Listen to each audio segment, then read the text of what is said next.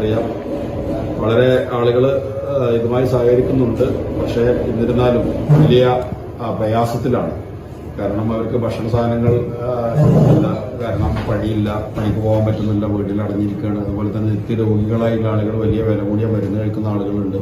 അപ്പോൾ അവരൊക്കെ വലിയ പ്രയാസത്തിലാണ്. അപ്പോൾ ഇന്ന് ഒരുപാട് ഫോൺ കോളുകൾ വന്നിരുന്നതിന്റെ അടിസ്ഥാനത്തിലാണ് ഇന്ന് രാവിലത്തെ ഹെൽത്ത് സ്റ്റാൻഡിംഗ് കമ്മിറ്റി, അതുപോലെ തന്നെ വികസന standing committee chairman, vice chairperson, HS secretary, അതുപോലെ തന്നെ സൂപ്രണ്ട് എല്ലാവരും യോഗം ചേർന്ന് 10:30 മണിക്ക് യോഗം ചേർന്ന് കാര്യങ്ങൾ തീരുമാനിച്ചു. 3 മണിക്ക് കൗൺസിൽ ചേരണമെന്നും ഇതിനൊരു പരിഹാരമുണ്ടാക്കണമെന്നും തീരുമാനിച്ചതിന്റെ അടിസ്ഥാനത്തിലാണ് ഇന്ന് 3 മണിക്ക് അടിയന്തര കൗൺസിൽ വിളിച്ചത്.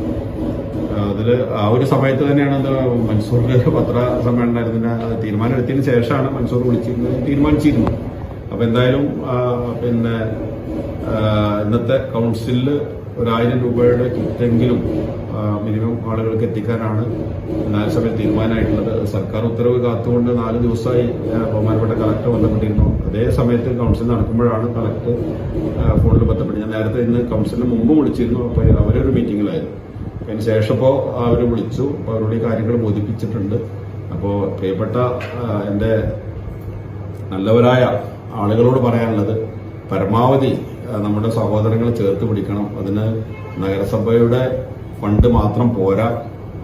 എല്ലാ ആളുകളും, ഒരുപാട് കാരുണ്യ പ്രവർത്തനം ചെയ്യുന്ന സംഘടനകൾ മണ്ണാർക്കാടുണ്ട്, വ്യക്തികളുണ്ട്. അവരൊക്കെ മണ്ണാർക്കാട് നഗരസഭ ചെയർമാന്റെ ചാരിറ്റി അക്കൗണ്ടിലേക്ക് ഫണ്ട് ഇതുമായി സഹകരിച്ചുകൊണ്ട് ആളുകൾക്ക് മരുന്ന് വാങ്ങിക്കൊടുക്കാനും അതുപോലെ തന്നെ ഭക്ഷണ സാധനങ്ങൾ വാങ്ങിക്കൊടുക്കാനും നിങ്ങളുടെയൊക്കെ അകമഴിഞ്ഞ സഹായം ഈ സമയത്ത് അഭ്യർത്ഥിക്കുകയാണ്. കാരണം ഒരു പ്രയാസം ഉണ്ടാകുമ്പോഴാണല്ലോ നമ്മളെല്ലാവരെയും സഹായിക്കേണ്ടത്, ചേർത്ത് പിടിക്കേണ്ടത്.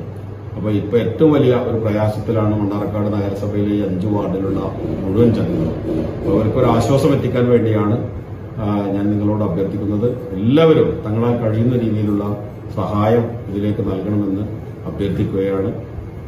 നമ്മുടെ ആളുകളെ എത്രയും പെട്ടെന്ന് ഈ ഒരു മഹാമാരിയിൽ നിന്ന്, ഈ നിപ്പ എന്ന വൈറസിന്റെ ഈ വ്യാധിയിൽ നിന്ന്, ഈ ഒരു വിഷമത്തിൽ നിന്ന് കരകയറ്റാൻ നമുക്ക് കഴിയണം. അത് ദൈവത്തോട് പ്രാർത്ഥിക്കുന്നതോടൊപ്പം തന്നെ നമ്മുടെ ബന്ധപ്പെട്ട ഗവൺമെന്റിന്റെയും അതുപോലെ തന്നെ ആരോഗ്യ പ്രവർത്തകരുടെയും പോലീസ് ഉദ്യോഗസ്ഥന്മാരുടെയൊക്കെ നിർദ്ദേശങ്ങൾ പാലിച്ചുകൊണ്ട് അവിടെയുള്ള ആളുകൾ മുന്നോട്ട് പോകണമെന്നാണ് ചെയർമാന്റെ എന്നുള്ള നിലക്ക് എനിക്ക് നിങ്ങളോട് അഭ്യർത്ഥിക്കാനുള്ളത്.